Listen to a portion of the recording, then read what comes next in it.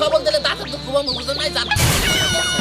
আচ্ছা আসো আসো নাগরানি। দেখছো বলছিলাম যে মানুষ আমার থেকে ভয় পাইবো। আরে ভয় পাই কেন ওই যে বুঝে জান না বুঝো নাই। আচ্ছা লো আসো। বুকের ভিতর তুমি হ্যাঁ ভয় দেখাও না।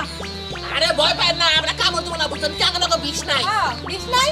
আমি হচ্ছি নাগরাজ হইলাম আমার নাগরানি বুঝছেন কি। ও তাহলে কথা বলতে পারি।